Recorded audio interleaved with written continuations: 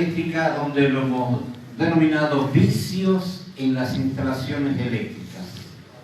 ¿Sí? Después vamos a ir comentando a ver por qué decimos vicios, porque alguien ya me preguntaba, ¿por qué vicios? ¿Sí? Bueno, vamos a ver por qué lo llamamos así. Bueno, ahora vamos a familiarizarnos con esto. Ahí está. Todo lo que nosotros vamos a hablar acá es, vuelvo a decirles, compartir con todos ustedes, vamos a intercambiar cosas, pero todo está en base al reglamento de la AEA, que todos ustedes lo conocen sobradamente. ¿Sí? Esto sería la 9364, la 771 del 2006.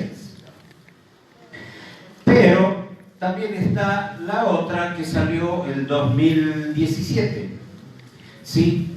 Que vendría a ser un resumen prácticamente de aquel. Arriba lo dice, es para hacer instalaciones unifamiliares hasta 63 amperios, así que es un poquito más limitado, ¿sí? Bueno, o sea que todo lo que vamos a hablar tiene que estar encuadrado dentro de este reglamento.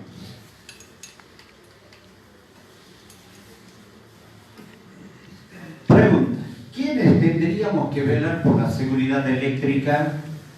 Es una pregunta que nos hacemos y vamos a ir viendo nuestros gobernantes, nuestros legisladores, todas nuestras autoridades, todas, nuestra policía, nuestros bomberos, nuestros arquitectos, nuestros ingenieros, nuestros profesionales de toda índole, nuestros docentes. Vamos a parar aquí un poquito cuando digo nuestros docentes, porque no me olvido nunca aquella frase del ingeniero Galicia cuando dijo: si los de arriba sabemos poco, los de abajo vamos a saber menos. Y creo que eso es una realidad. Desde ahí yo me acuerdo cuando con el ingeniero Pariente nos pusimos de acuerdo a tratar de hacer algo, y hoy estamos recorriendo nuestra provincia de Jujuy, hemos recorrido prácticamente por todos los rincones, nos falta todavía. Estamos dando charlas por todo el interior. Bien, los docentes de escuelas técnicas y de formación profesional, ¿sí?, son los que tienen mucho que ver con esto de la seguridad eléctrica, con esto de las instalaciones eléctricas. Porque si van a seguir enseñando cosas, pero muy antiguas, hasta se ve en algunos casos que hay docentes todavía que no saben del fusible, cuesta creer eso, pero bueno, es una realidad. Así no vamos a poder progresar. O sea que tiene mucho que ver nuestros docentes, nuestros técnicos. Hay técnicos que han egresado hace muchos años atrás, no todos por supuesto, pero hay algunos que nunca más hicieron una capacitación, y hay algunos que ni siquiera conocen el reglamento y están haciendo instalaciones eléctricas. Eso se da en Jujuy. Quiero pensar que en Salta eso no se hace. Nuestros jefes y jefas de familia, nuestros estudiantes, y por último ponemos a los electricistas. Si los electricistas tenemos muchísimo que ver con la seguridad eléctrica. Si nosotros no trabajamos,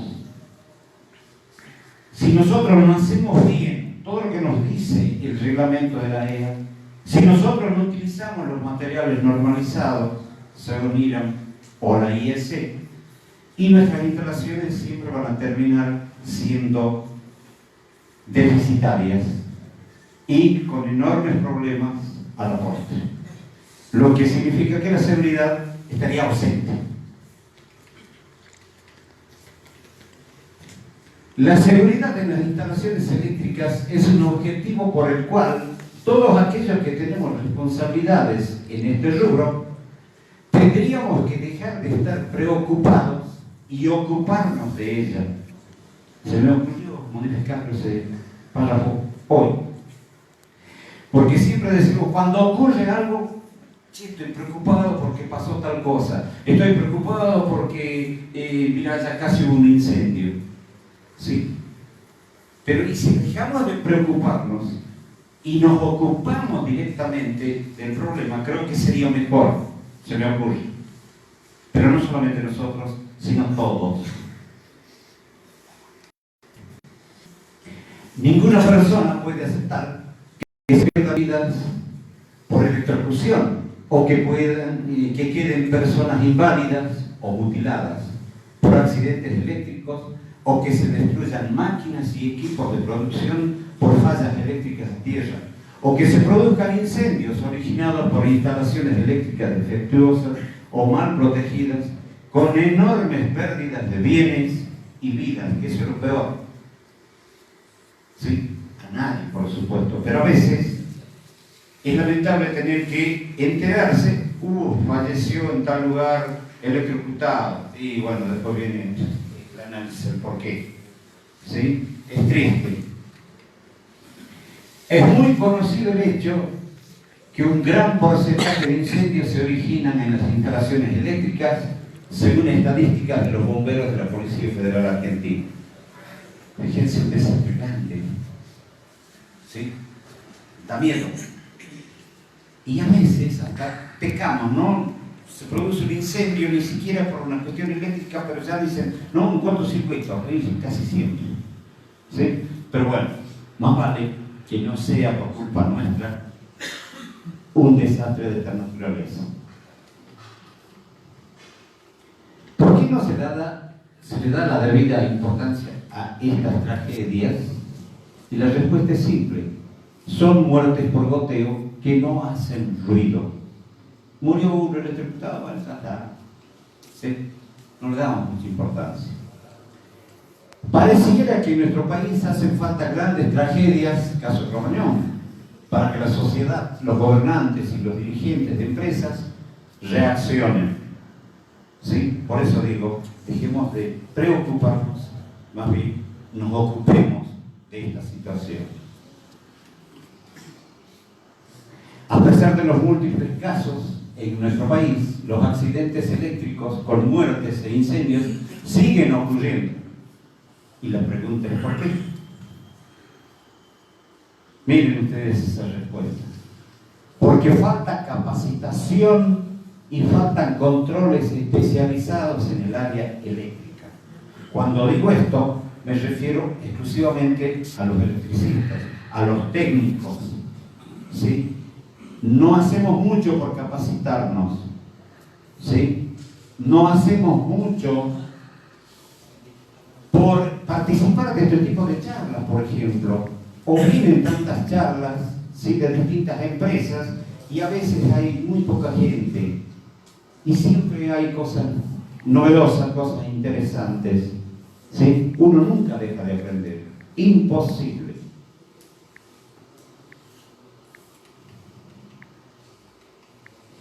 Bueno, esto medio que quedó ahí coladito, dice. Fíjense ustedes, nosotros como electricistas hacemos un trabajo, podemos hacerlo muy bien, brillante el trabajo. Lo terminamos, lo entregamos todo espectacular hasta ahí. Pero después se hace una ampliación, y cuando se hace una ampliación probablemente ya no lo llaman para que el electricista continúe con ese trabajo. Y a lo mejor ya participa el mismo albañil. Ojo, no tengo nada contra los albañiles, por favor. ¿Sí? Todos tenemos derecho a trabajar. Pero y si estudiamos un poquito, si nos capacitamos, ¿y por qué no? Lo podemos hacer. A ellos no les importa nada. ¿Qué reglamentos? Nada. Da lo mismo si va a prender la luz. Basta que prenda la lamparita y ya está. ¿Sí? ¿Qué puesta a tierra? Nada. Agarran el toma corriente más cercano y lo mandan nomás. No importa nada. ¿Sí? Eso está mal. No hay un proyecto, ¿sí? No tienen conocimiento de nada, pero lo hacen. Y lo peor, que lo hacen con materiales inapropiados. Estos razonamientos son los que terminan siendo determinantes para que las áreas de higiene y seguridad, de mantenimiento y de ingeniería, entre otras, requieran capacitación eléctrica. Además, es conveniente incorporar a esas capacitaciones al sector compras técnicas para que comprenda la problemática. ¿Sí? Veamos, entre otros de los temas que se conocen poco están, fíjense que acá este es un contenido impresionante para nosotros como electricistas, como técnicos. Las características de funcionamiento de los dispositivos de maniobra y protección. ¿Sí? Ustedes yo sé que están bien preparados en este aspecto, pero hay gente que todavía le falta conocer mucho de esto. ¿Sí? Se desconocen las diferentes curvas de los pequeños interruptores automáticos termomagnéticos. O sea que cuando se pide un interruptor termomagnético, por ahí ponemos en el listadito una llave termomagnética de 10 amperes y ahí terminó la historia. ¿Sí? No estoy generalizando, por supuesto, ¿no? Algunas personas lo suelen hacer así. Pero, ¿qué curva? ¿Qué capacidad de ruptura? ¿Qué clase de limitación? Etcétera. ¿Sí? Son cosas que no los tienen en cuenta. Se desconocen las corrientes de disparo y no disparo. Fíjense ustedes, qué importante. Sus aplicaciones muchas veces estudiadas por fabricantes más interesados en vender sus productos que en asesorar correctamente a sus clientes. Claro, si vamos a comprar un corralón, ¿qué asesoramiento podemos tener? Medio difícil, ¿sí? No en todos los casos, pero es escaso el conocimiento que tienen en el área eléctrica un corralón. Sí lo puede asesorar quizás del hierro, del cemento, no sé qué, pero probablemente del área eléctrica no. Se desconocen aspectos relacionados con la selectividad, con el cálculo de las corrientes de cortocircuito, con el poder de corte, etc. Se desconoce cuáles son las exigencias de seguridad en los tableros de distribución, sean de potencia o de tomacorrientes o de iluminación, y en los tableros que forman parte de una máquina, porque no se conoce lo que prescribe la reglamentación de la AEA y las normas IEC e IVA. ¿Sí? Por ahí, al desconocer algo y cómo funciona, decimos está bien. No es tan así. Se desconoce cuáles son los materiales permitidos, los materiales no permitidos, cuando emplear conductores y cables libres de humo tóxicos y con baja emisión de gases halógenos, conocidos como LS0H.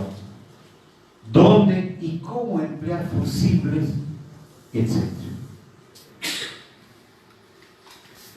Fíjense ustedes, todos esos desconocimientos todavía existen en algunos técnicos, en algunos electricistas. Y si sigue existiendo ese tipo de situaciones, y cada vez, por supuesto, la competencia es muy desleal también, ¿no? Aquel electricista que se capacita, que está permanentemente actualizándose, viendo cosas, y probablemente está cobrando un poquito más, que aparte corresponde. Pero aquel que no está con todo esto al día y hace basta que prende la lámpara, ya está bien, y eso no cobra menos. Entonces también tenemos que empezar nosotros como electricistas a tratar de erradicar, despacito a esa gente que estudie, que se capacite. La posibilidad existe, hay medios para hacerlo, hay lugares donde se puede hacer. Estos temas y muchos otros deben ser conocidos por quienes actúan en seguridad eléctrica, en la ejecución de instalaciones, en mantenimiento, en proyectos, en ingeniería y en el diseño y fabricación de tableros.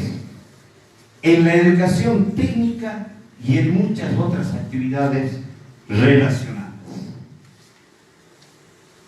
Estas son algunas de las razones que obligan a pensar seriamente en la capacitación en seguridad eléctrica en su más amplio significado. Cualquier cosa me paran si quieren preguntar algo. Sí, no pregunto mucho porque no me van a matar. Bueno, todo lo que estamos hablando, sí, tiene un fundamento. En 1972 se promulga la Ley Nacional de Higiene y Seguridad en el Trabajo, la 19.587, que más de uno si lo conocen. Y que esos reglamentos de los cuales estábamos hablando está dentro de esa ley. ¿Sí? Y por lo tanto, debemos respetar todo lo que versa el reglamento. En su anexo sexto establece la aplicación de la reglamentación para la ejecución de las instalaciones eléctricas de la Asociación Electrotécnica Argentina en todo establecimiento que se instale en el territorio de la República. No dice Salta exclusivamente, o Jujuy o Buenos Aires, es en toda la República. ¿Sí? Veamos un poquito el alcance reglamentario. Fíjense que lo que dice en este párrafo creo que es bastante categórico. La reglamentación para la ejecución de las instalaciones eléctricas en inmuebles, AEA 9364, establece las condiciones mínimas que deben cumplir las instalaciones eléctricas para preservar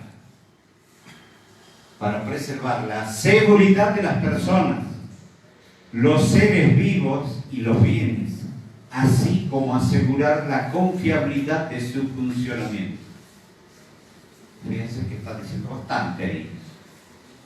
¿Sí? ¿Qué más dice?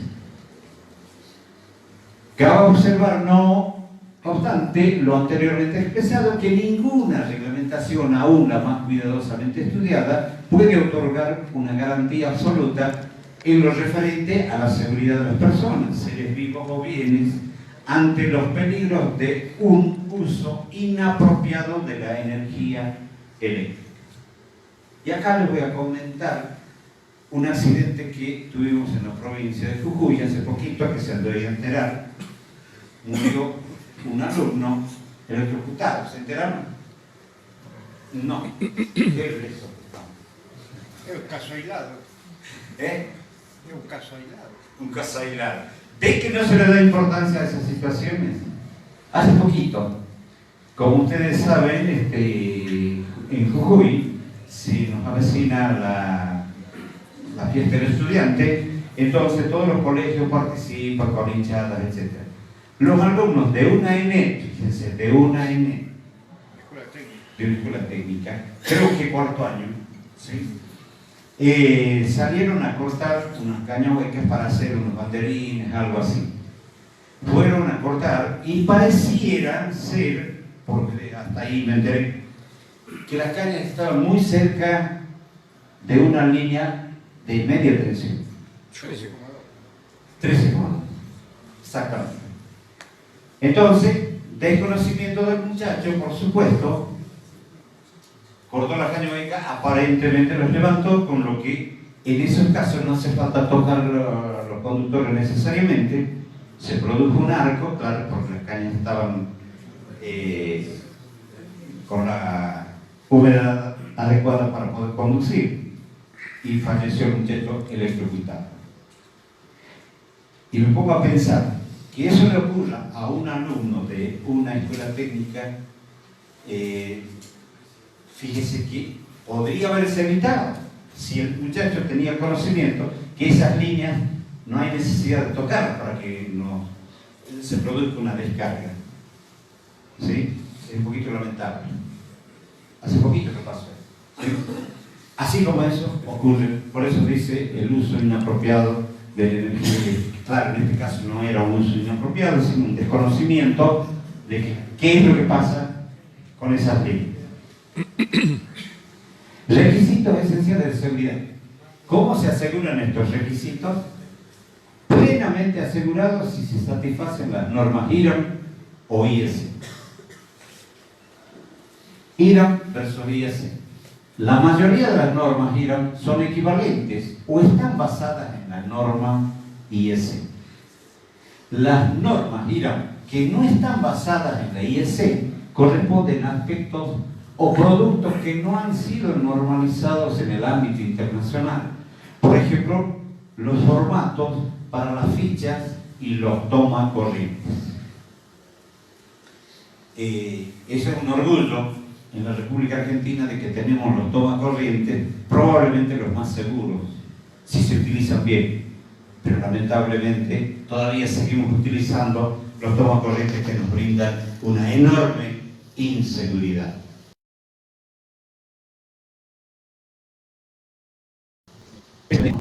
Según lo establecido precedentemente, ostentarán un sello, que esto lo mostró el ingeniero, ¿sí? El sello de seguridad.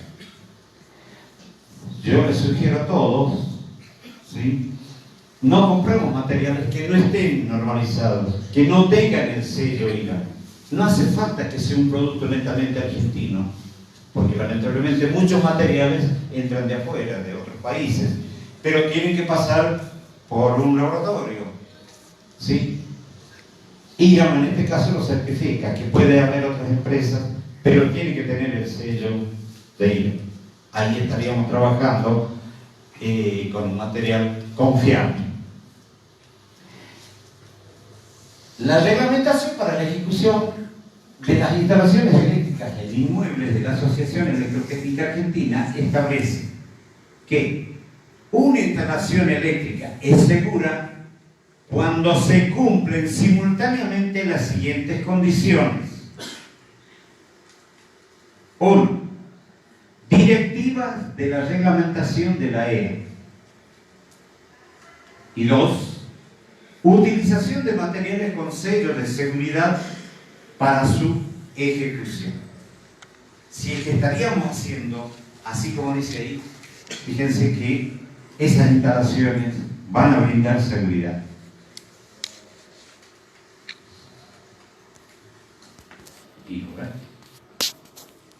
Bueno, vamos a ver algunos, de acá hay varias figuras algunas para reírse también un poco, ejemplos de materiales certificados, y es lo que decíamos hace rato, ¿ve?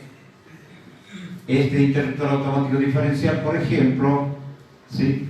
Tiene el sello de seguridad, así como lo tiene esto, así como lo tiene esto, ¿sí? No importa la marca, no estamos hablando de marcas en particular, ¿sí? Eso ya uno, digamos que tiene su, no sé si decirlo preferencias, pero decir, a ver, no, yo trabajo con Schneider, no, yo trabajo con Siemens. Bueno, eso cada uno ve lo que le dio un mejor resultado, ¿sí?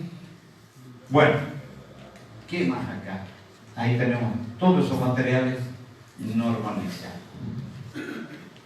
Algunos ejemplos de algunos ejemplos de las buenas y malas praxis en las instalaciones eléctricas, ¿sí? Vamos a ver un poquito de los materiales inadecuados que utilizamos, o por ahí, cuando armamos un tablero, cómo lo armamos, ¿sí? Sin tener en cuenta una serie de cosas que debemos tener. Veamos. Primero vamos a hablar un poquito respecto a las canalizaciones. En este caso vamos a hablar de los conductos e instalaciones eléctricas con caños no permitidos. Hablar de esto yo creo que es altamente reiterativo, ¿sí? Todos lo dicen lo mismo, bueno, pero no estaría mal decirlo una vez más. ¿Lo conocen ese caño? En Salta no se utiliza, ¿no? ¿O sí? No, es prohibido. Bien. Pero se utilizaba. No, entró en el mercado y sí, se empezó a utilizar. Correcto. Como usted dice, en los corralones, en la zona periférica, ahí vendían. Vendían. Bien. Ah, yo no quiero decir. Venden todavía. ¿Sí? ¿Y quién lo va a comprar? Ustedes no. Prendale fuego a ver con un encendedor a ver qué pasa. Tengo miedo de que se queme todo. Sí, no, está completamente prohibido utilizar ese tipo de caño, pero sin embargo se utiliza. Emplear para las instalaciones eléctricas el caño de color naranja está completamente prohibido por ser altamente inflamable. Es lo que dice acá el amigo Castro. Préndele fuego. Es que tengo acá el cañito, ¿no? ¿Sí? Y ve, hay indicios de... Tuvimos que apagar urgente. ¿Sí? Bien. Pensar, que es lo que les comentaba hace rato en otra charla, que hará unos 15, 18 años o 20 tal vez, no más de eso, viajaba mucho a Tucumán.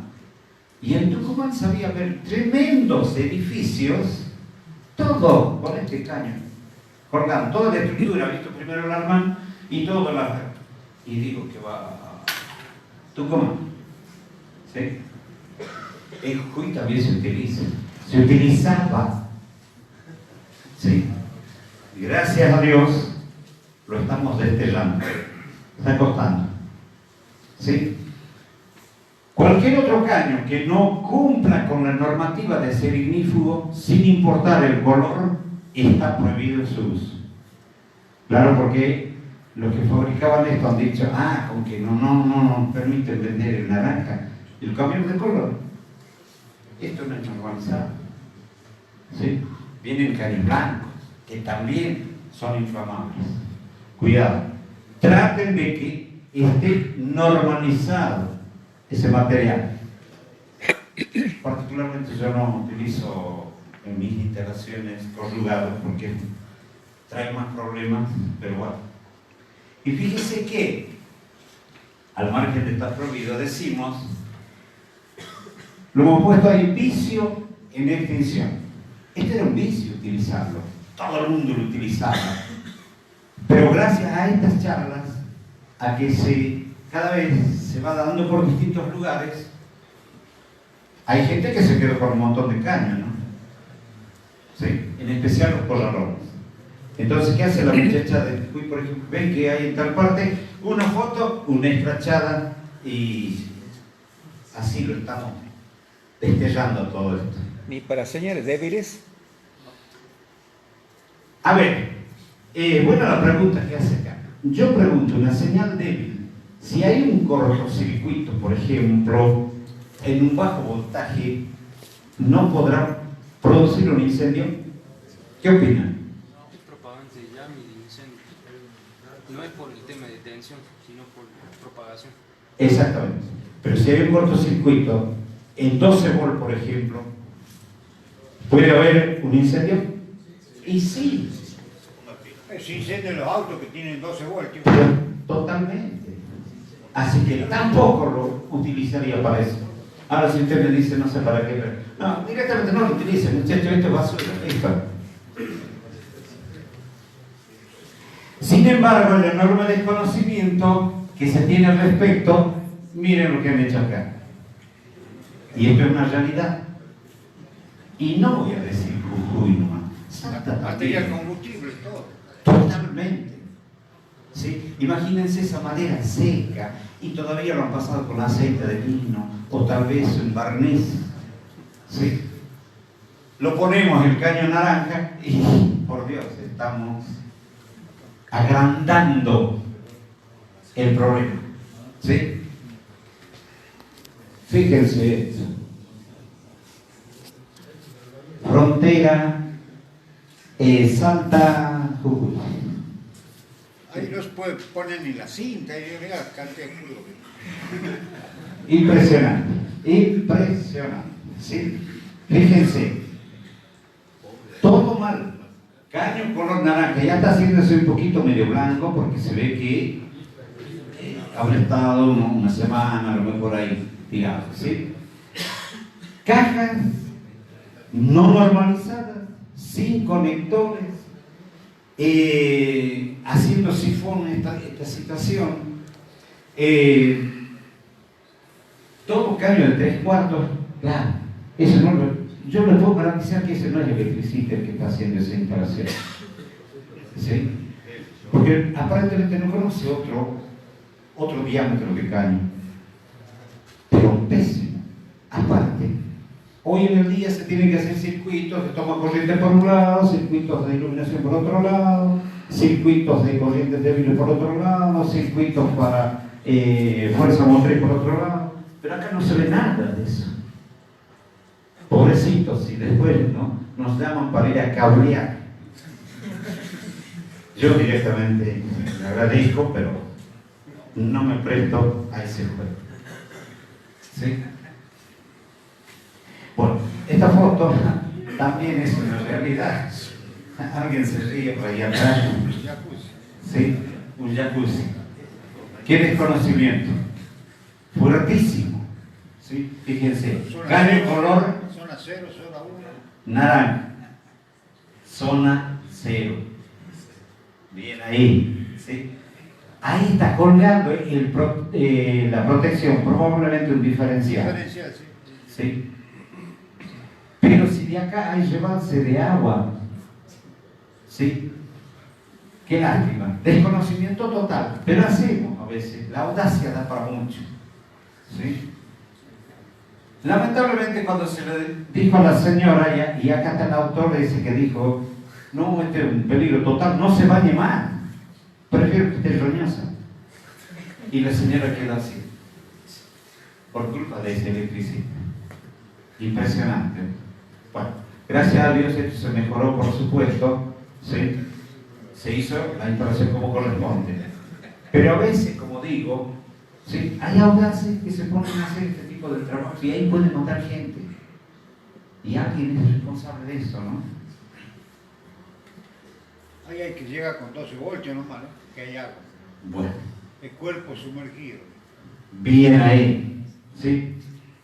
Bien por lo que dice el amigo Castro. Solamente 12 voltios está permitido en la zona sumergible. Nunca mayor que eso. Correcto. Veamos entonces ahora, en el caso de tener que hacer instalaciones prefabricadas y podemos utilizar el caño de acero. Está permitido, muchachos. No es que no está permitido. ¿Sí? Hacerla como corresponde. O podemos utilizar también otro tipo de caños. Por ejemplo, están un poquito con el rumble, los caños nadie los compra ya. Los caños metálicos, livianos, semipesados, pesados. Fíjense que si lo preguntamos a don Castro, por ejemplo, y los repeinamos un poquito de canas, antes no existía el caño plástico y todo era caño metálico. Y había que doblar eso. Había que hacer rosca a los caños. ¿Sí?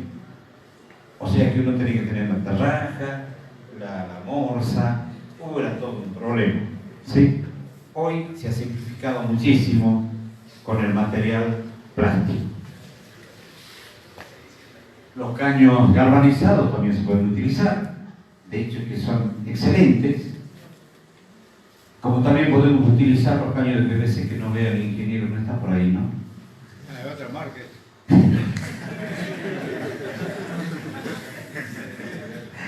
Bueno, yo no tengo la culpa, hasta todavía se está vendiendo esto, ¿no? No es que sea malo el material, esto es lo que hemos utilizado, pero muchísimo, ¿sí? Lo que pasa es que hace poquito que están fabricando Genro, y Genro con esta gente eran socios, así que bueno, por eso todavía lo tenemos. Más bien lo pasamos medio rápido que no ven. A los que les gusta utilizar el caño corrugado, sí, pueden hacerlo, pero utilicen el que esté normalizado, ¿sí? Todos estos están bajo norma. Fíjese, tiene lleno de letras, ahí está la norma, el número de norma, la industria, el número de lote, etcétera, etcétera, todo bajo INO. Ahí estaría, por ejemplo, el caño semipesado con letras negras, el caño extra pesado con letras azules y aparece el libre de halógeno con letras verdes. Sí, hace rato alguien me preguntaba si estos caños podíamos utilizar a la intemperie, y de poder se puede. No se debe. Bien, claro, porque todavía no están, digamos, no tienen esa protección a los rayos ultravioletas. Va a durar poquito, igual que estas cajas. Bajo techo, Sí lo pueden. hacer. Bueno, vamos a seguir así. Pero en todos los casos son ignífugos y normalizados. Entonces, como decía el ingeniero hace rato, si hay caños libres de libre de halógeno, ya no vuelve. Sí, ¿quién podrá hacerlo?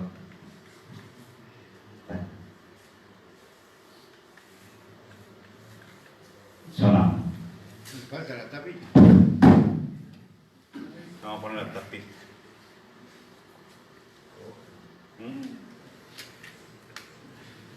A ver si con la tapita. Decíamos que si tenemos los caños libres de halógeno, también vamos a tener todos los accesorios que sería conveniente. ¿Sí? Fíjense que nosotros en Jujuy, en la asociación, el primer curso que dimos para todos los electricistas fue canalizaciones. Y empezamos a capacitar a todos nuestros electricistas. Grande fue mi sorpresa, el otro día entré a un hospital, ¿sí? Y gente que está trabajando ahí, de paso, cuando uno entra en alguna parte, por lo menos esa es mi situación, lo que entro primero me fijo, che, qué linda la instalación, no me importa qué tipo de artefacto tenga, pero sí un poquito ver las canalizaciones, el tablero que es importante. Y me fijé, están haciendo una cañería muy buena, pero muy buena, aplicando verdaderamente el reglamento. Y están utilizando este caño libre de halógeno en un hospital. ¿Corresponderá? Sí, ahí. Es para eso. Entonces yo ese mismo momento dije, bueno, para algo sirvió estar los días sábados frente a la gente. Eso es muy bueno. ¿Sí? Es un orgullo realmente. Bueno, vamos a ver ahora, dentro de las canalizaciones, los conductores y los cables. Es otro caso. Conductores y cables no permitidos y permitidos en las instalaciones eléctricas. ¿Qué opinan de ese cablecito? ¿Está permitido? No. ¿Lo utilizamos? Sí. No vaya a ser que en su casa tengan instalaciones hechas con esta, ¿no? Sí. En realidad, este cable no es apto para las instalaciones eléctricas, pero se utiliza ni mucho, lamentablemente. No está permitido. El reglamento de la EA dice al respecto que los conductores para instalaciones eléctricas deberán ser, según IRAN NM 247-3, de 450 a 750 voltios. Eso es según norma Mercosur. Porque antes la norma, creo que era la 2178, don Castro debe acordarse, donde decía 1 kilovolt. Fíjense que hemos bajado por ser miembro de del Mercosur. Bueno, eso dice la normativa. Pero este conductor bipolar, pese a ser normalizado, porque fíjense está normalizado, solo soporta 300 voltios.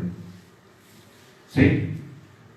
Es por eso que no se debe emplear en instalaciones eléctricas de ningún tipo. Claro, porque si la norma a mí me dice que tiene que ser algo que soporte mínimamente 450 volts y acá apenas soporta 300, se puede reventar. Disculpe, ¿tanto fija como móviles?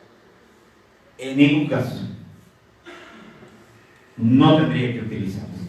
Correcto ahí. Veamos un poco más. ¿Sí? Vicio a extinguir. Todavía está costando sacarlo de las instalaciones eléctricas. Hay muchas instalaciones.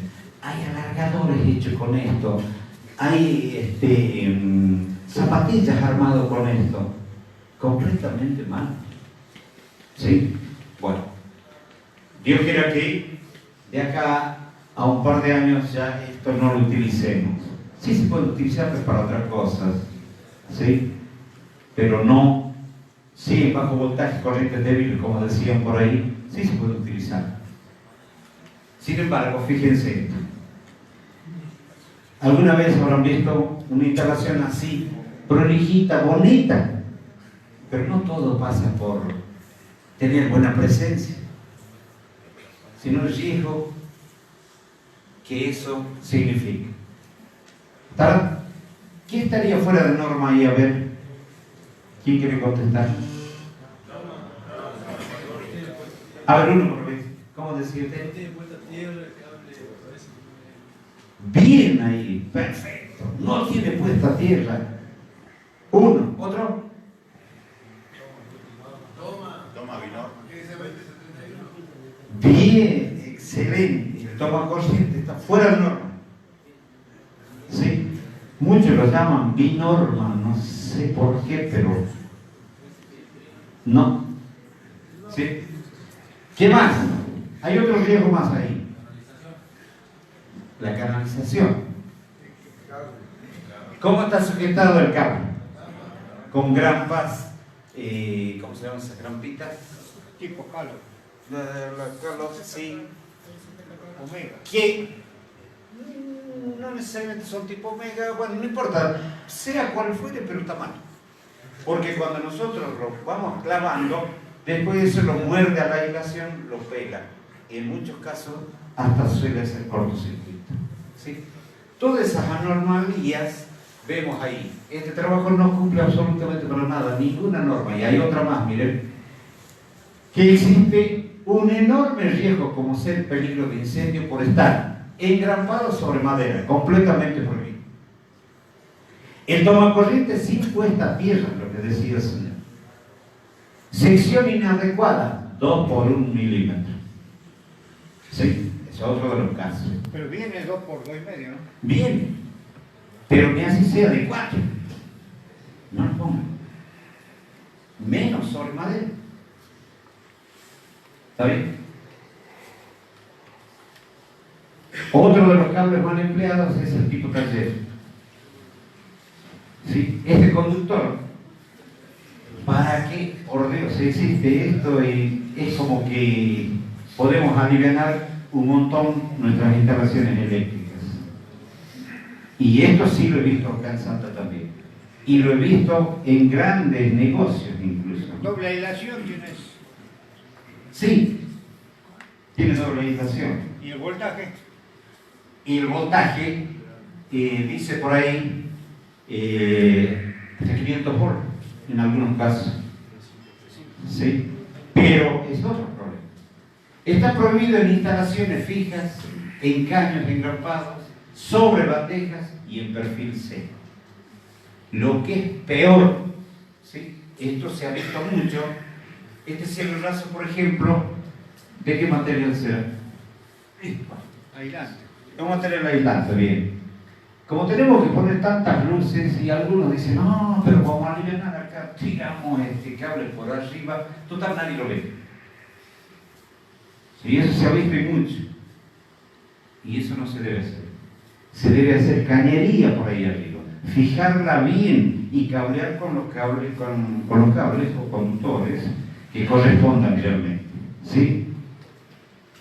Solo se permite su uso para instalaciones móviles, es decir, para un alargador, una extensión de zapatilla, etc. Canalizaciones con sifón es otro tipo de instalación que se suele ver en las instalaciones. Es decir, por ejemplo, vamos allá al rincón. Tengo un tomacorriente allá y tengo que poner otro acá. ¿Sí? ¿Por dónde voy? Mirá. ¿Cómo voy a picar si hay una columna, una moncheta, bajarán los caños, vaya a salir los caños de pluviales, no sé qué por ahí? Vamos por el piso. No es que esté prohibido hacerlo, sí se lo puede hacer, pero lo hagamos como corresponde. ¿Sí? Entonces hacemos esto. Bajamos así, venimos y subimos una hermosa U, lo que se llama sifón. Y el sifón en instalaciones eléctricas no es conveniente. Entonces, después... Usamos un cable, un 2178. Correcto ahí. Todos saben cuál es el cable 2178, ¿no? Bien, ya lo vemos de todas maneras. Entonces, ¿qué pasa? Cuando viene el albañil le echa agua para hacer fino, por ahí adentro, y esa agua no sale nunca más de ahí, es cañiplástico. Pero todo aire tiene humedad. Y en la cañería hay aire, hay humedad y se va depositando. Se va llenando de agua. Esa Lo mismo famosa ocurre en las losas. condensación. Condensación. Sí, correcto. Bien, entonces, ¿y qué ha hecho? Ese tipo puso los conductores 247-3, los comunes, digamos, y funciona. 3 años, 5 años, no sé, hasta que llegará un momento en que va a explotar eso. Porque estos conductores no son para que estén sumergidos. ¿Sí? Entonces, en su reemplazo, en lo posible se debe evitar hacer sifón. Y en el caso de hacerlo, se debe instalar los cables subterráneos, IRAM 2178, lo que decía el amigo. O IRAM 62, 266, que son los libres de halógeno, pero también subterráneos. O el IRAM 2268, y no hacerlo como se observa en este caso con conductores 247-3. Pero a veces por desconocimiento uno lo hace. Y se ve mucho este tipo de instalaciones. ¿Sí? Pero no dura, ¿no? No. Yo hice a propósito y ya duró 2 años. Y chao. El consciente. Claro. Está bien. Fíjense si yo les tendría que contar las barbaridades que también hice, ¿no? Pero las barbaridades que hice. Pero también supe arrepentirme e ir a hablar con los propietarios. Os tendría que contar, ¿sí? No lo voy a contar ahora porque es muy largo. Hecho como se observa en la foto, traerá serios inconvenientes en el futuro. Es lo que dice el amigo Castro. Incorrecto. En su reemplazo se deben emplear los cables subterráneos 2178, tanto. Bueno, ahí está, ya está, hasta está visible ahí, ¿ves? El número de norma. Si ustedes lo pasan eso, pero si de entrada ponemos un caño de 3/4, o sea, el 20, y estamos mal. ¿Sí? ¿Qué vamos a pasar? O por ahí algunos dicen, no, pero un caño finito del 16 anda, prácticamente eso ya ni se lo utiliza. ¿Sí? Ejemplos de canalizaciones subterráneas. Otro caso. No se trata solamente de hacer un trabajo por querer terminarlo lo más rápido posible, porque muchachos, la plata fácil no es bien aprovechada. Se dice, tengo que ir a comer el asadito urgente. No vaya a ser que se me atrevan con el asado por hacer mal el trabajo y cobrar medio incorrecto, ¿no? Bueno, fíjense que esa línea, el conductor que ha utilizado es el adecuado para que vaya bajo tierra. Pero no puede ir así. ¿Qué hizo ahí? Cavó un poquito, parece con la mano nomás, y lo tapó. ¿Sí? Parece el gatito cuando va a hacer la caquita. Ahí, un poquitito para que enterrado. Una pequeña lluvia y entra la consecuencia. Paralelo a eso, fíjese lo que ocurrió ahí. Aparentemente cayó una piedra, lo perforó, lo rompió la aislación y está el problema. Y eso es horrible. ¿Sí? Cuando en realidad para hacer una línea subterránea tenemos todo una normativa. ¿Qué dice la AEA en este caso? Pero hay que hacerlo. Según el reglamento de la AEA, el cable deberá estar enterrado a una profundidad como mínimo, por Dios, a 70 centímetros, con una protección mecánica correspondiente y la cinta de seguridad. Si lo podemos cavar mucho más, mejor. Van a poder dormir tranquilos, muchachos. ¿Sí? Eso es lo correcto. Fíjense que acá hay unas imágenes de una práctica del curso de canalizaciones que estábamos dictando en Jujuy. No sé si se alcanza a ver, sí, pero no hemos cavado 80, no hemos cavado 70, hemos cavado 90. Sí, mucho transpirar la muchachada, pero bueno, así se gana la plata. sería lo correcto. Y no hacer como eso. Canalizaciones con bandeja portacable es otro tema que se hace mucho, pero se emplea mal. ¿Sí? Por ejemplo, acá hay otra imagen de las prácticas del curso de canalizaciones, también dictado por la IE. Por las bandejas no se debe instalar los conductores comunes, la 247-3. Excepto, bien por ahí, excepto del conductor de puesta a tierra, el verde amarillo. ¿Sí? Es el único permitido. El resto tiene que ser subterráneo. Ni siquiera se debe utilizar por ahí el tipo taller. Y hay una división acá, si se observa, hay una divisoria, y sería para que por acá vamos con los conductores o los cables de corrientes débiles. ¿Sí? Eso sería lo correcto, hacer una bandeja.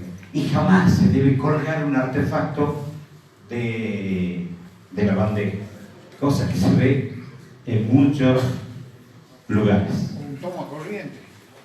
O el toma corriente. Para poner toma corriente sí se puede hacer, pero hay que derivar hacia un costado y poner la cajita. ¿Sí? Bien.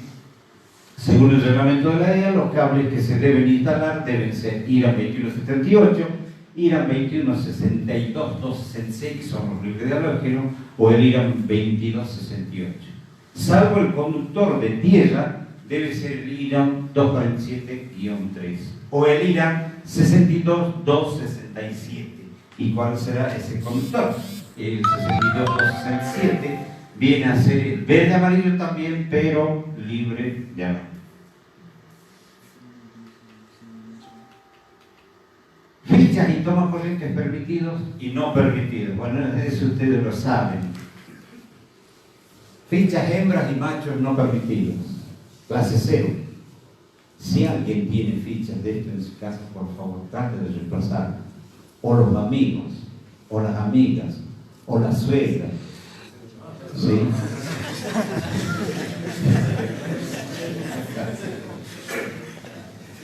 Sí, todo esto está prohibido en la República Argentina. ¿Sí? Y ahí están las fichas hembras. Todas ellas están prohibidas su uso. ¿Sí? Todas son inseguras. Por eso está prohibido. No tienen puesta a tierra. Prohibido su uso en la República Argentina, así lo pensa la RAE. Pero fichas hembras y machos permitidos. Son las únicas fichas permitidas. IRAM 2073, la ficha de 3 espigas chatas, ¿sí? Eso es de la clase 1. La hembra sería la otra, las espigas, perdón, los orificios también inclinados, ¿sí? Esas son las permitidas. Clase 1, pero también está permitido la ficha de la clase 2, ¿sí? Pero estas son las dos patas chatas e inclinadas. Esa es la clase 2. Ahora, ¿cuál es uno y cuál es otro? Por ejemplo, la clase 1 vendría a ser para utilizar en todos los artefactos cuyas carcasas sean metálicas. Caso lavarropas, secarropas, algunas heladeras que todavía hay, cualquier otra maquinaria. En las obras, lo que se ve en las obras, es impresionante. La olla del hormigonero. A veces está con el cable blanco ese bipolar y no tiene ficha, directamente así no hay. Se ve todas esas cosas. Inseguridad total. Bien. Y la clase 2 serían todos los elementos que traiga doble aislación, plástico, todo, no hay ninguna posibilidad de que alguien se electrocute, salvo que se rompa, ¿no? Toma corrientes no permitidos. Esos tomas corrientes no tendríamos que instalarlos nunca. Si por ahí ven que algún amigo tiene, traten de asesorarlo que lo cambie, porque acá no hay puesta a tierra, no hay polaridad definida, ¿sí? Es totalmente riesgoso. clase 0 no permitidos en la República Argentina. Adaptadores triples, bueno, no sé por qué, pero esto sigue existiendo. Fíjese que todo esto yo lo considero que es una basura perfecta. ¿Sí? ¿Por qué? Este, por ejemplo, es un adaptador y bueno, acá tenemos varios tomas corrientes, ¿sí? Que también están un poquito medio fuera de norma. Un poquito, digo. Si no, no nos van a apretar más el salón. Ese toma corriente está con el tercer conductor, el verde amarillo, supuestamente.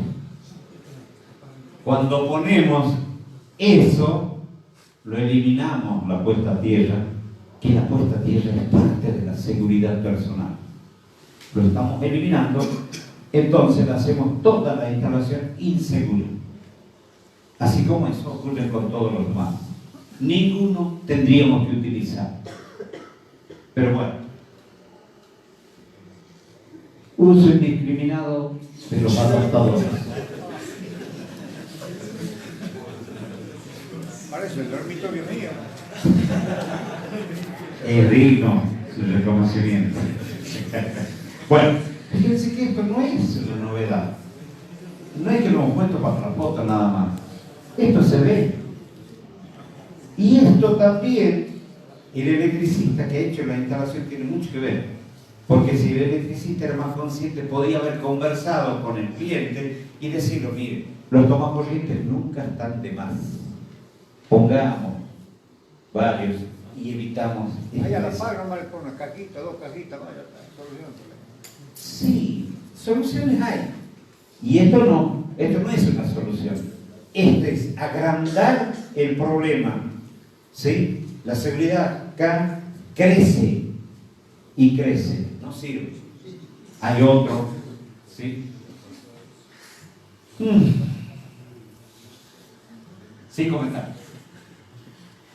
Toma corrientes monofásicos permitidos. Esos son los únicos.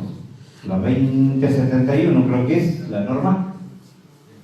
Son los únicos. ¿Sí? Los tres orificios inclinados, rectos, y no sirve con el orificio. Y tenemos otro 2071, el número de norma. Fíjese que anoche tuvimos la charla con Cambre en Jujuy y ellos también fabrican, lo siguen fabricando. Me dio vergüenza preguntarles realmente porque, ¿y sabe por qué me dio vergüenza? Porque tuve la oportunidad de ir a hacer el curso de domótica que ellos dictan en Buenos Aires. Por dar una maravilla, pero bueno. Y siguen fabricando los tomacorrientes con el orificio ahí. ¿Sí? Lamentablemente, siglo es llamado, mal llamado, ¿no? Binorma. Siglo XXI. Siglo XXII sí ya son así. Y esto está totalmente permitido. Bueno, algún día desaparecerá. Tomacorrientes industriales permitidos. Este es otro de los casos. Los tomacorrientes tienen que ser pentapolares, diríamos, ¿sí? Y ya no los benditos bipolares comunes, los tripolares, sin puesta a tierra, sin nada. Qué riesgo total que existía en los talleres, en las escuelas, todavía existen, se ve todavía eso, ¿sí? Cuando realmente este es el material que tenemos que utilizar. Los zapatillas dice que deberán tener un protector térmico y admitir el artefacto de la clase 1 y 2. Bueno, pero esa es la lucecita, ese es únicamente una llavecita, nada más, no es protección térmica. No, cuidado. A ver, vamos marcha atrás. Cuidado, cuando ven la lucecita no vayan a pensar que es el protector térmico, para nada. Si el protector térmico está adentro, no sé si acá hay, pero también lo venden, ¿sí? Y si uno cruza la frontera, que está medio cerca también, y también lo consigue, altamente riesgosas. ¿Ves? Ninguna de esas está bajo norma. En la República Argentina, aclaro. ¿Sí? Hay otras que vienen más bonitas todavía, tiene un voltímetro. Oh, ve el voltímetro ahí. Espectacular. Pero está fuera de norma. Prohibido su uso. Consecuencias de emplear materiales no normalizados. Ve, por ejemplo, el fuego está ahí. Es una zapatilla que a lo mejor no tiene protector térmico. Sufrió tanta carga y se tuvo que prender fuego. ¿Sí? Así que cuidado con las zapatillas. Vamos a las protecciones eléctricas y acá tenemos bastante para hablar. ¿Sí? Este es un tema bastante lindo.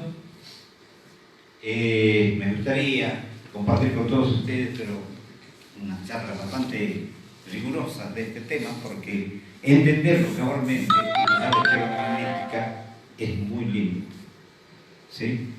Pero hay que caminar bastante. ¿Sí? Sistema multinueve. Vamos a hablar del sistema multinueve. Este es un invento de los Schneider, pero está bien. ¿Qué quiere decir eso? Que todas las llaves termomagnéticas o diferenciales están bajo el sistema multinueve, que quiere decir que múltiplo de nuevo se refiere a las medidas de ancho. ¿Sí? Una llave unipolar, por ejemplo, mide 18 milímetros, que es múltiplo de 9. Por lo tanto, una bipolar, ¿cuánto va a medir? Que es el doble. 36. ¿Cuánto? 36 milímetros. ¿Sí? Bueno, ¿para qué nos sirve esto? Para que poder dimensionar qué tamaño de gabinete vamos a comprar. ¿Sí? Pero tampoco consiste en meterlo como la termomagnética ahí lo más ajustadito posible. Tampoco es correcto. ¿Sí? Ya ven. Los interruptores termomagnéticos, ¿para qué se los pone? A ver. ¿Qué función cumplirán? Contra cortocircuito y contra sobrecarga. Termomagnético. Termo es la parte, digamos así, de sobrecarga, y magnético la parte de cortocircuito. Protege la instalación. Protege la instalación. Protege la instalación. En síntesis, los que han inventado eso son los elementos que protegen a los conductores eléctricos. ¿Sí? Y está bueno.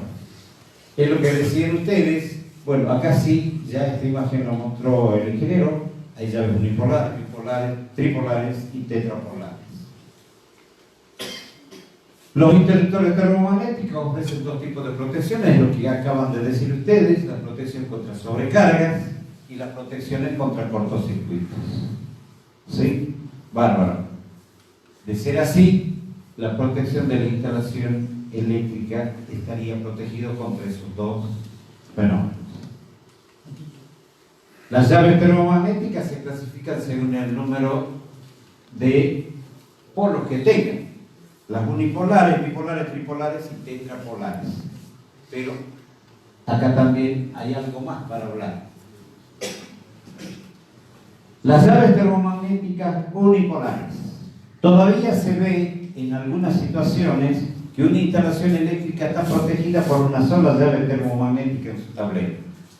Se suele ver todavía. Sí, y lo he visto en Salta, y lo he visto en un negocio chiquito, un barcito. Sí, no vamos a decir a dónde porque si no me van a matar. Sí, pero es cierto, cuando eso está prohibido. Estas llaves termomagnéticas únicamente, las unipolares, se las debe utilizar como llaves de un efecto, para prender y apagar luces, nada más que para eso. ¿Sí? No está permitido para proteger toda la casa, digamos, la instalación. Acá en este caso, en el salón ese, ¿se puede utilizar una llave unipolar? ¿Para prender las luces? Sí. Eso quiere decir que abajo arriba yo tengo una bipolar que está cubriendo base y neutro. ¿Sí? Para eso está. Las llaves bipolares. Y dicho sea de paso, hace rato me preguntaban allá los muchachos en Campo Quijano, el símbolo, ¿se alcanza a ver? Bueno, la normativa dice que los dos polos deben estar protegidos en un sistema bipolar, ¿sí? Por lo tanto, el reglamento de la EA dice que las instalaciones monofásicas deben ser protegidas por una termomagnética bipolar cuyos polos estén protegidos los dos. Ahora las características C60, NB, 63, ¿qué quiere decir? Bueno, ya lo vemos. Mucho quiere decir eso. Sí, ya lo vemos, lo que pregunta ya el amigo Castro. Las termomagnéticas bipolares son de uso obligatorio en la instalación de los tableros principales o seccionales para toda protección monofásica, debiendo tener en forma imprescindible los dos bornes protegidos. Así lo determina la RAEA. Sí, la reglamentación para la reglamentación de la Asociación Electrotécnica Argentina. A veces vamos a encontrar llaves bipolares que está protegido un solo polo, el otro solamente hace de interruptor. Abre y cierra nada más, no protege nada. Y esas son más baratas, lógicamente, y eso no se lo tendría que utilizar. Bien, sigamos. Las termomagnéticas tripolares se las utiliza en lugares donde realmente el electricista crea conveniente utilizarlas, ¿sí? No así para cubrir un sistema trifásico con neutro, no. En ese caso se tiene que utilizar la tetrabola. Tienen un escaso uso según las normativas de la EA, debido a que el sistema trifásico debe protegerse con llaves tetrapolares. Pero puede haber excepciones en donde el profesional determina si corresponde o no. Por ahí no necesito el neutro y bueno, sí, se lo puedo utilizar, no hay ningún problema. Vamos a la tetrapolar. Fíjense, los cuatro polos tienen que estar protegidos, así como está acá. Porque hay termomagnéticas también que vienen los tres polos protegidos y el neutro no. Y eso no estaría permitido en su uso. Ahora, ¿la protección es la misma en las cuatro o en los tres tiene una y en el neutro tiene otra protección, un 50 o 60%? En teoría, todos son iguales. Porque el accionamiento va a ser, el problema se subsiste en cual por el juez tiene que abrir todo y en forma uniforme. Bueno, las llaves termomagnéticas tetrapolares son de uso obligatorio en todo sistema trifásico, donde con carácter de obligatoriedad deben estar protegidos los cuatro polos, estando prohibido utilizarlas solamente con tres polos protegidos y el neutro directo. Eso ya no. Y hay algunas marcas que sí están así. Todas las llaves termomagnéticas mencionadas deben tener obligatoriamente las siguientes características. Ahí lo estamos ampliando, ahí está la simbología, estos dos polos están protegidos y me están diciendo que es bipolar porque está unido al eje, solidario al eje. Bueno, y acá lo que preguntaba el amigo Castro, B63 preguntaba, ¿qué es la B? Curva, la B sería el tipo de curva de la llave. ¿Y en qué caso no debemos utilizar la curva B, por ejemplo? ¿Sí? Sigamos. El 63 sería la I nominal en amperes. Vendría a ser una llave termomagnética bipolar de 63 amperes, en este caso. Curva B, hasta ahí. Tensión máxima que soporta 400 volt, es lo ideal. Porque a veces lo suelen poner en una llave bipolar dos fases. Esas locuras todavía se comen. ¿Sí? Y vamos a la parte del 6000 que está encasillado en un rectángulo. Eso viene a ser la capacidad de ruptura. Esto es de 6000 amperes la capacidad de ruptura. Es una llave bastante linda. Las capacidades de ruptura vienen de 3000, hay algunas de 1500 también, 3000, 4500, 6000, 10000 y creo que hay algunas de 15000. ¿Sí? Y vamos. Eso depende a qué distancia puede el transformador de la calle, digamos, no es lo mismo corto, digamos, Totalmente de acuerdo. Así es, ¿sí? Esto es algo para analizarlo, por supuesto. Depende porque a veces uno abre la puerta de su casa y lo tiene a transformador ahí. Bueno, pero lamentablemente a veces no tenemos en cuenta. Y lo mismo, ponemos cualquier llave. ¿Sí? Una de dos, de tres mil. También. También de la sección de los conductores. También. Hay una serie de cosas que entran ahí. Así es. ¿Sí? Un tema muy importante a analizar. Y por último, el grado de limitación de la intensidad de cortocircuito es el número 3, que importa. Y hay llaves termomagnéticas, ¿sí? Y que por ahí ese grado de limitación ni siquiera la tienen. Y tiene mucho que ver, ¿sí? Si tendríamos que hablar de todo esto, por supuesto no alcanza la noche para hablar de eso. Vienen dos también. El 1 nunca lo ponen, ¿sí? Porque, bueno, no tiene. El 2 es una llave más bien baja en calidad, diríamos. La 3 es la ideal, ¿sí? Por eso siempre acostumbrémonos a pedir con esas características. Una llave termomagnética bipolar, curva B, C o D, la que ustedes crean conveniente, ¿sí? De, por decir algo, de 4,5 kiloamperes, clase 3, ya estaríamos pidiendo algo bueno. Pero tampoco es cuestión de pedir por pedir, ¿no?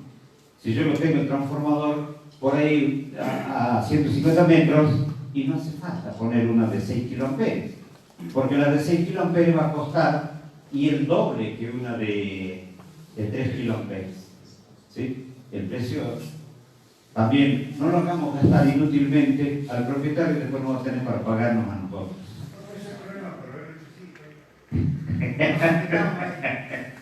Está bien. Veamos ahora un poquito la protección diferencial. ¿Sí? Estos son de la línea Genro y están todos bajo norma. Como decía el ingeniero, se han hecho los ensayos correspondientes. ¿Sí? Los interruptores diferenciales ofrecen dos tipos de protección. Protección de la vida humana, que es súper importante. Riesgo de electrocución. Protección de los bienes. Riesgo de incendio. ¿Sí? Pensar que todavía hay hasta muchos electricistas, cuesta decirlo esto, pero que dicen, no, vos tenés el diferencial, y ya está, no hace falta cuesta tierra, nada, ya con eso solucionas todo. Y es todo lo contrario, mal asesorado. ¿Sí? Un interruptor diferencial trabaja en forma óptima, diríamos, asociado a una muy buena puesta a tierra. A una muy buena puesta a tierra. ¿Sí? Si no, no trabaja en forma óptima. Bien, veamos entonces, por ejemplo, dice protección al contacto directo. La persona toca directamente un conductor eléctrico en tensión. Bien, desde ya les digo, esto sería un trabajo totalmente pésimo que el electricista no tendría que dejar. Porque la primera protección a tener en cuenta por el electricista es cubrir los contactos directos. No tiene que haber posibilidad alguna de que una persona toque en forma directa un conductor bajo tensión. Bueno, pero ¿qué vamos a hacer? Protección al contacto indirecto. Para eso fue creado el diferencial en síntesis. La persona toca una parte metálica de un receptor que se encuentra accidentalmente bajo tensión. Y ahí estaría, ¿ves? Por ejemplo. Pero también, insisto, si esto estaría compuesta a tierra y eso no tendría que estar con tensión. ¿Sí? Aparentemente no tiene una puesta a tierra y la puesta a tierra lo hace la persona que toca ese conductor. O sea, que va a sufrir una descarga eléctrica hasta que actúe el diferencial. Si es que actúa. Bueno, acá dice 270 mA, basta para iniciar un incendio. De ahí que salió el la utilización de un diferencial de 300 miliamperes. ¿Sí? Estaríamos hablando de los diferenciales estándar, ¿sí? Que vienen de 10 a 500 miliamperes, y tiempos de disparo vienen instantáneos y selectivos, ¿sí? Los que debemos utilizar con carácter obligatorio, ¿cuáles serán? Los instantáneos, ¿sí? Los selectivos, y es opcional hasta ahora, pero cada vez creo que se va viendo la necesidad de que se lo debe instalar, dependiendo de ciertas instalaciones, no en todos los casos, ¿sí?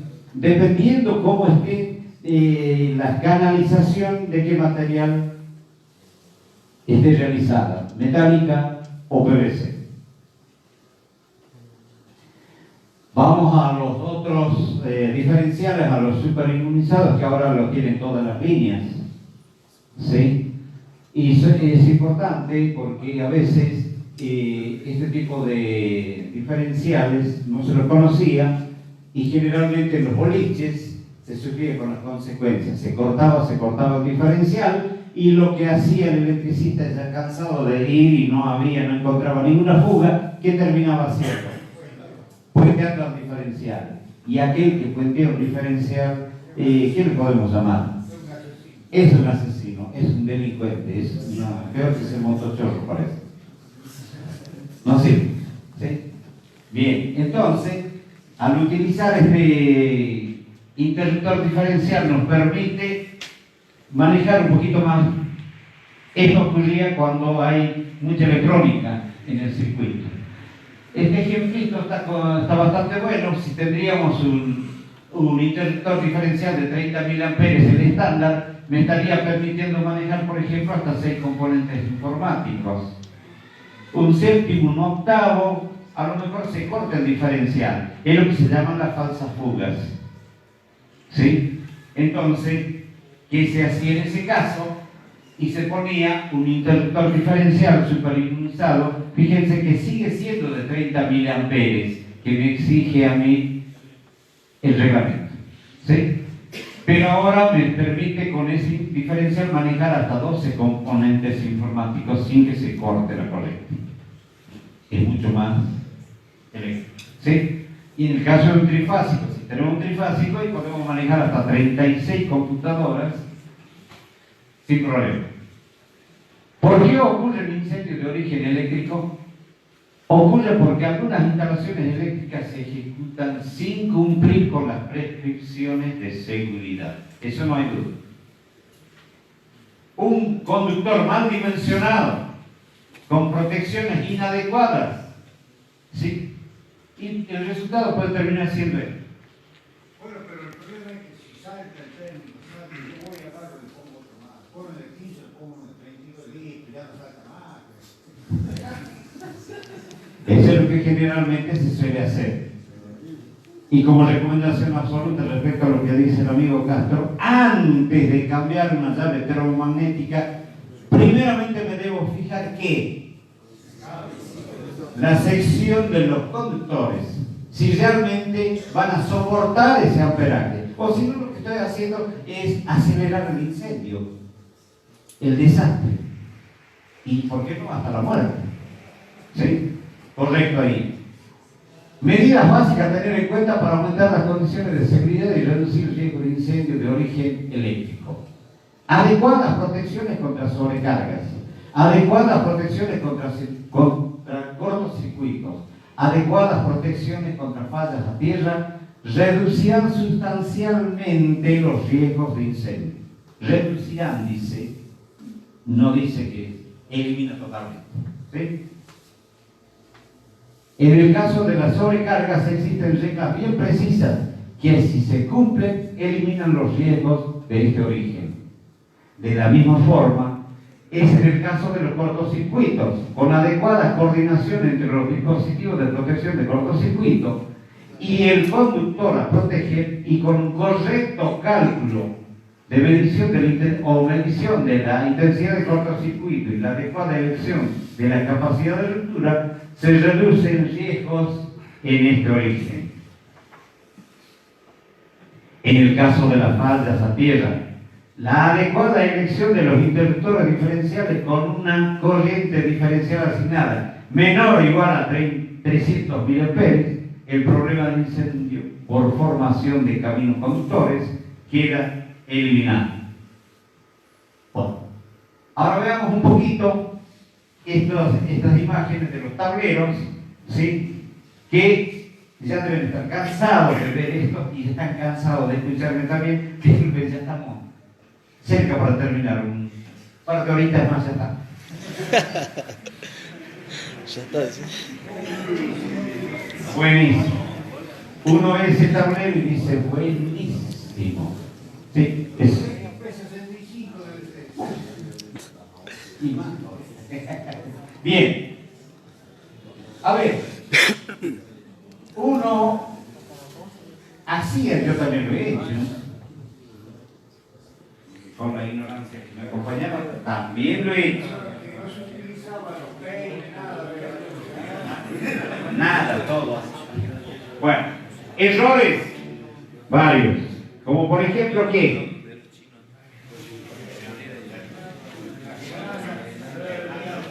La guirnalda.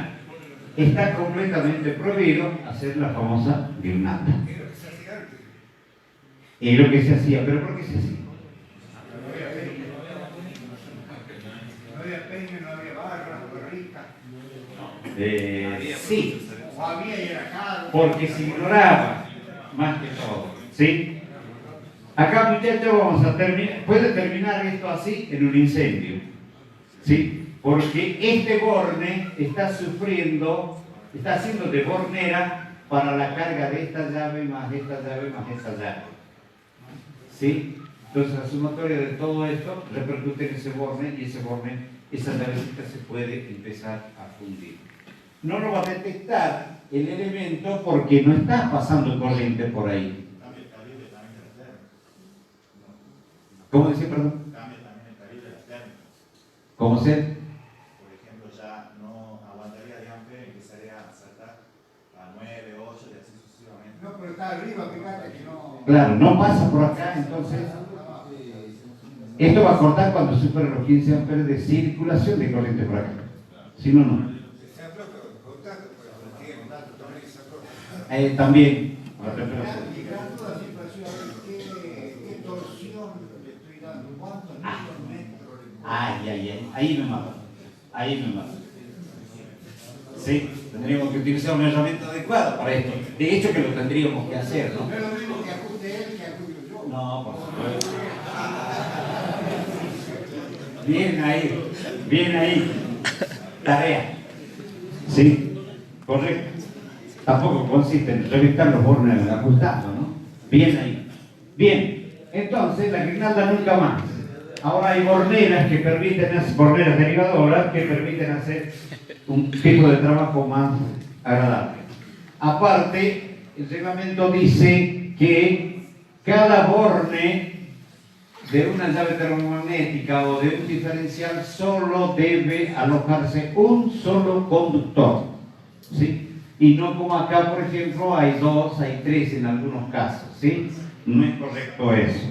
Otro defecto que encontramos es los conductores de puesta a tierra están totalmente empalmados con colita de cerdo, todos.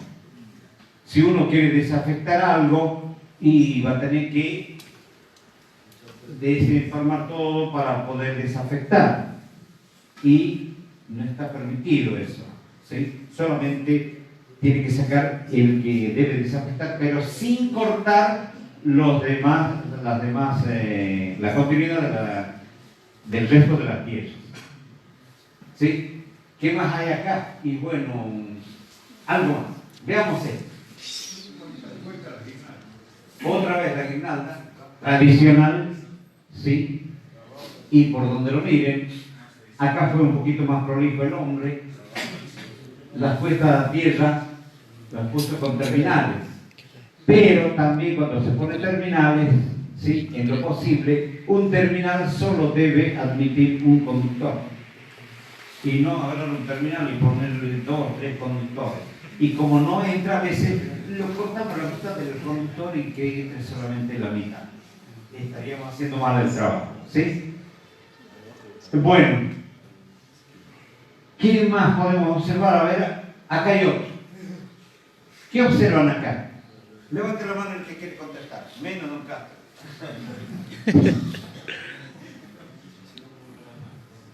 Hay algo fuerte ahí. No tiene conector. Bueno, al margen de eso, que no tenga conector. El mal uso del cable, el color de cable no lo que está. Por ejemplo. El cable verde y amarillo está usando el conductor. Bien. Está despierto el hombre. Buenísimo. Fíjense lo que está haciendo este hombre. Sacando fase y neutro hacia la carga con el conductor verde amarillo. Y tiene el conductor aparte de tierra y que se debe ir por la misma cañería. Sí, eso puede terminar, sí, hasta en una muerte, en una electrocución, muchachos. ¿Qué más? El conductor verde amarillo únicamente está permitido para la puesta a tierra, de protección. ¿Sí? ¿Cuál? Los conductores, ¿qué tienen los conductores? Ah, los conectores me dicen. Sí, falta, claro. También está puenteado. Sí, tiene de todo un poco. Veamos un poquito esto. Esto sería una de las formas correctas de ejecutar la instalación de un tablero. Ya no hay ese doblez bien, hacer la curvita, pero lo más cerrado posible. ¿Sí? Eso también afecta a la aislación. Fíjense que ahora, acá cada borne, la guirnalda desapareció. Cada borne solamente acepta un conductor, tanto de entrada como de salida, bien identificado. ¿Quién está reemplazando o evitando, digamos, hacer esa guirnalda? Estas borneras. Y estas existen, y no ahora, hace unos añitos atrás.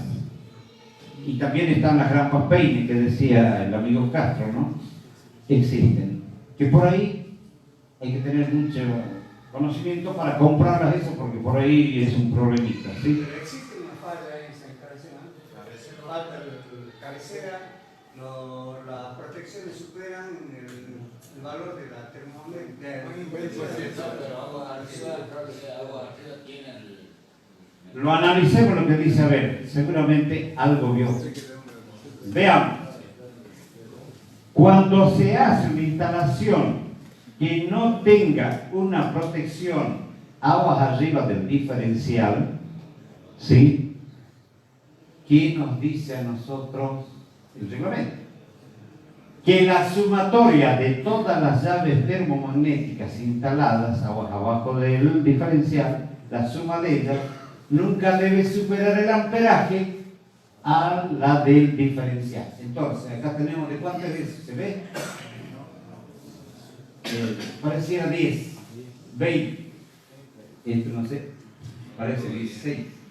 Bueno, no se ve bien, pero 10, 20, 30, 40, 50. Está mal lo que dice el hombre. Es correcto, perdón, lo que dice allá. Acá hay 50 amperes y esto es de 40 amperes. ¿Está bien?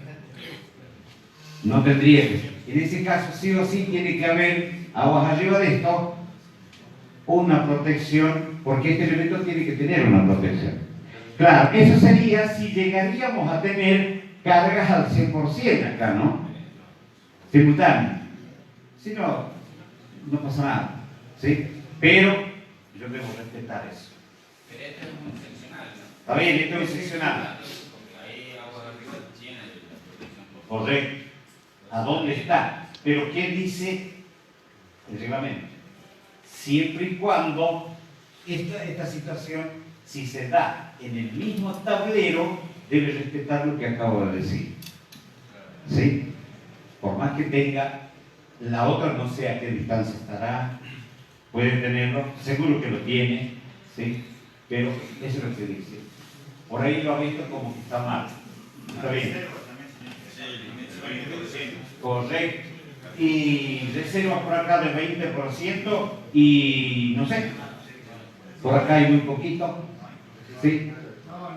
Bien, mejoró muchísimo, ¿sí? Al anterior caso, pero falta, bien ahí, tampoco está excelente, ¿sí? Bien, pero mejoró muchísimo. Falta la reserva, que es importantísimo, ¿sí?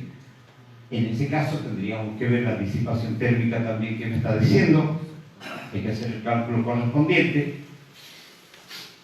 Y la terminación finalmente, es lo que decíamos, no sé si, no lo escuchaba ustedes, pero un tablero correctamente armado tiene que estar en condiciones de ser activado por un ciego o una persona con los ojos vendados.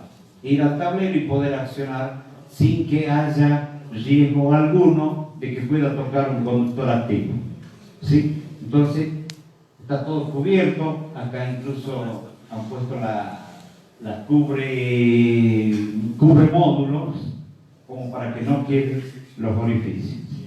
Y la contratapa tiene que estar, ¿no? Bien.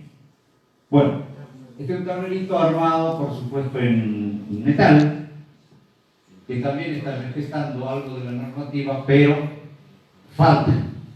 Sí, esto no está con la tapa, por supuesto. Acá hay otro, ¿sí? Esto es de un sistema de medidores, y esto en Jujuy, que en caso de GESA nos dio las pautas de cómo armar esto, las líneas subterráneas, ¿sí? Y tapado, eso quedaría más o menos así. Ahí estaría el Intel Store, que es obligatorio. Cuando abran, yo puedo cortar eso. Los demás están todos perdidos adentro, ¿sí? Porque eso es manejo exclusivo de GESA, en este caso de la empresa prestataria de servicio. Bueno, vamos a las puestas a tierra. Ya vamos a terminar, muchachos. Ejemplos de las puestas a tierra sin las correspondientes. Bueno, cuando hacemos las puestas a tierra, muchachos, a veces lo hacemos por cumplir. Pero total, hay que hacer la puesta a tierra, ¿sí? Hacemos por ahí. No entra la jabalina y la cortamos en algunos casos. Sí, se suele hacer. Lo hemos visto. Lo he hecho, diría. Sí, lo hacemos y a veces queda tapado por ahí, viene el albañil y pone el contrapiso, todo, nunca más se sabe si existe o no esa puesta a tierra. No sirve. ¿Sí? Tiene que tener la tapa, etc. Así, no. Y veamos ejemplo de la instalación de la puesta a tierra con la jabalina reglamentaria directamente hincada en el terreno, con caja y tapa de inspección y con la mordaza correspondiente. ¿Ven? Ahí tenemos dos situaciones. Ahora, hacer una jabalina para que quede así tan bonita, o esto, es un pedacito de jabalina que lo hincado ahí porque no hay huellas de algún golpe en la parte superior. O no sé qué pasó. Eso, ¿qué habrá hecho? Está muy bonito eso, ¿eh? Pero está sospechoso. ¿Sí? Ah, bueno. Y este otro, bueno, esto tiene su tiempo, pero por lo menos hay huellas de golpe. ¿Sí? Pero veamos entonces, así sí, terminadito quedaría así. Pero después están estas otras tomas de tierra por ahí, que por ahí no los piden para la puesta a tierra para la electrónica, etcétera, etcétera, y nosotros por ahí terminamos haciendo, pero sin equipotencializar no sirve. Veamos entonces lo que nos dice la distancia mínima de separación entre las tomas a tierra. Las jabalinas, para considerarlas independientes una de la otra, es de 10 radios equivalentes, definidas en el reglamento de la EA 9364. Eso equivale a aproximadamente 2 veces el largo de cada jabalina. Esto sería cuando se hace una jabalina, por ejemplo, una puesta a tierra de servicio y otra de protección. ¿Sí? Hay que respetar. Si nos podemos alejar un poquito más, mucho mejor. Y veamos entonces ahora. Acá estamos aprovechando también una foto de la práctica real con los alumnos de canalizaciones de una puesta a tierra. Es lo que decía el ingeniero. Lo correcto sería cavar, ¿sí? Mejorar, si es posible, la tierra, enterrar e ir compactando.